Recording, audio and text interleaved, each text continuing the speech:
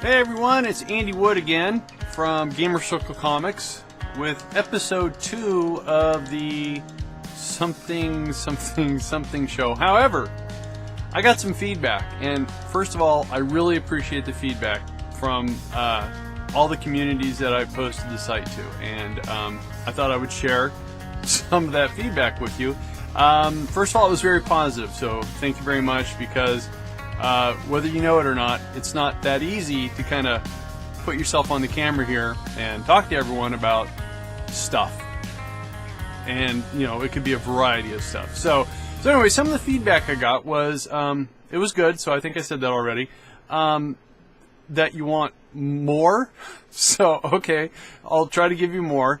And the name of the show, I've had some relatively interesting ideas. Someone was like Andy's Stuff, which is, you know, cool, but stuff.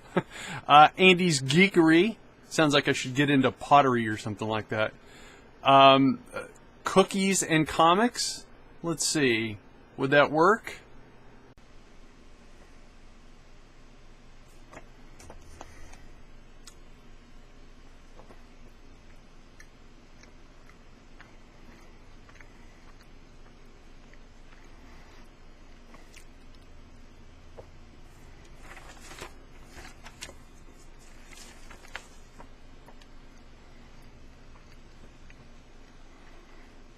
What?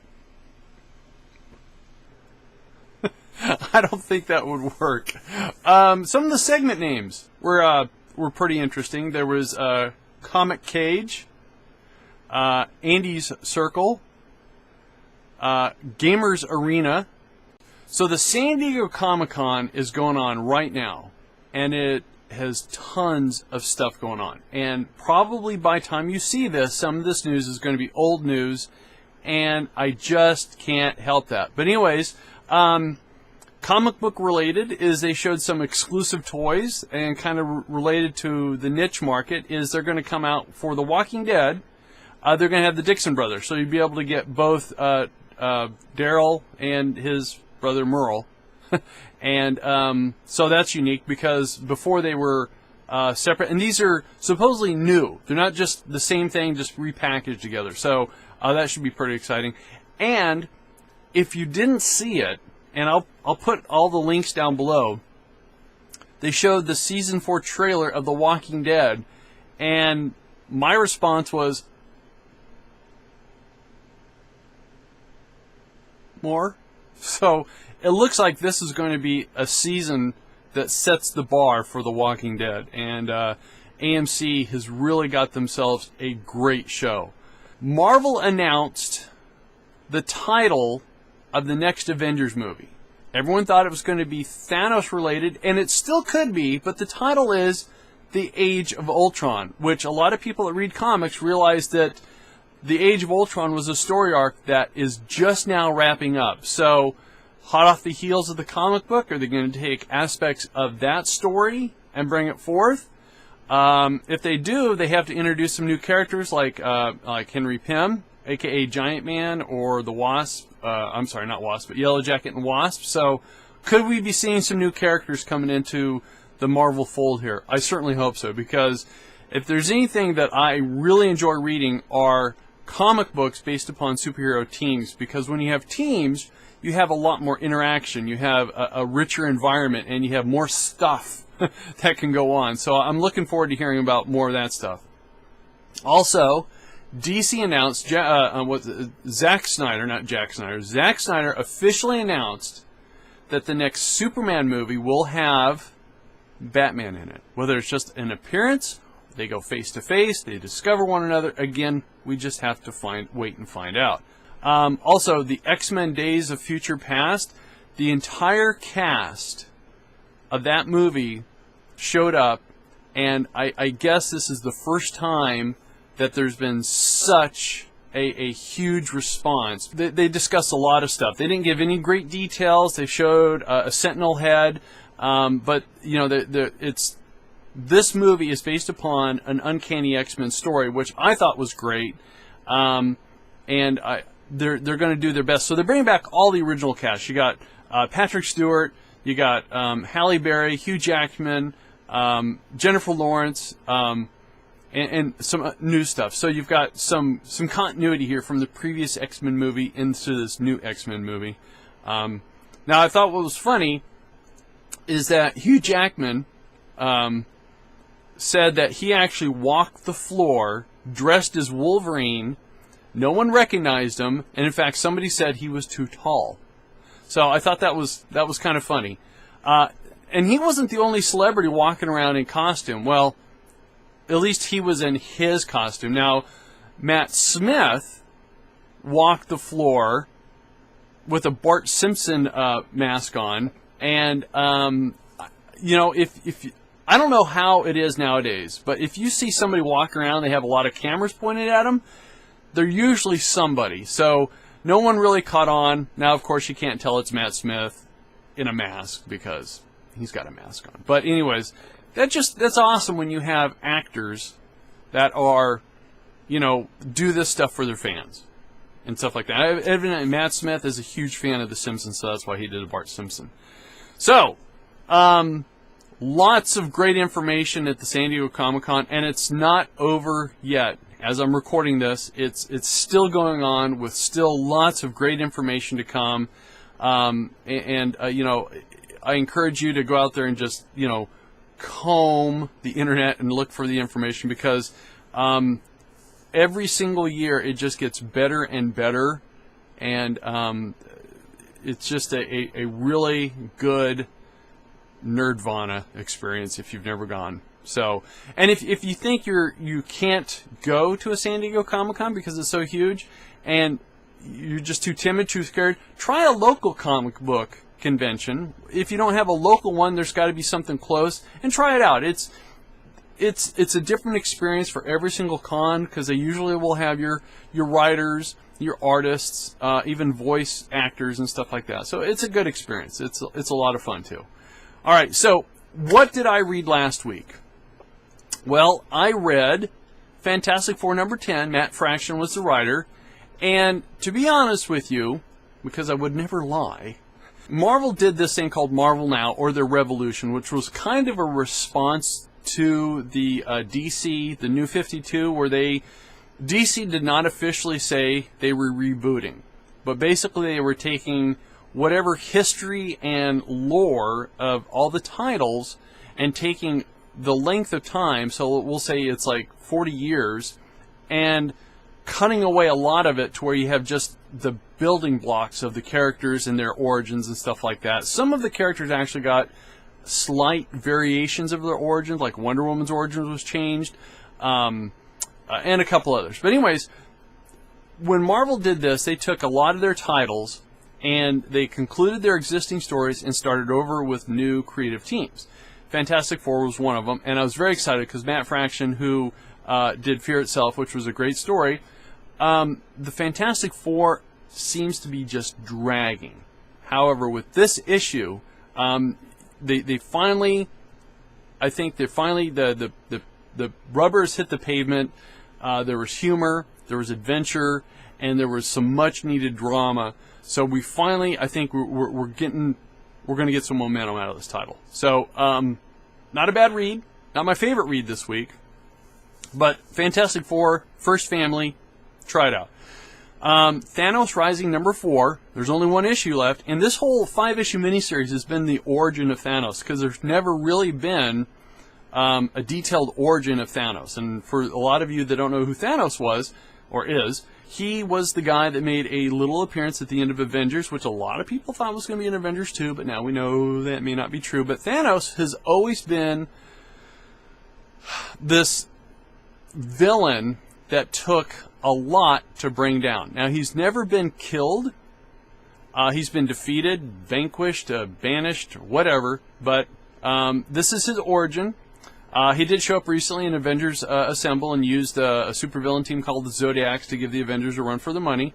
And again, he got defeated, but, you know, he's still out there. So anyways, this is written by Jason Aaron, and this book has been full of melodrama. It's multi-layered. It's deep, because Thanos is obsessed with Lady Death, I guess we can call her, or just he's in love with death. And it's interesting how they manifest it. So, Thanos just weird, I guess. Now, Batman 66, I told you last week it was coming out, and I have to say I was very happy with this title. Jeff Parker did an outstanding job. Reading this issue was like the next continuation of the TV series. It's like the TV series just went from TV to the comic book because it's campy, it's fun. You got the dynamic duo taking on the Riddler, and it's just a fun experience.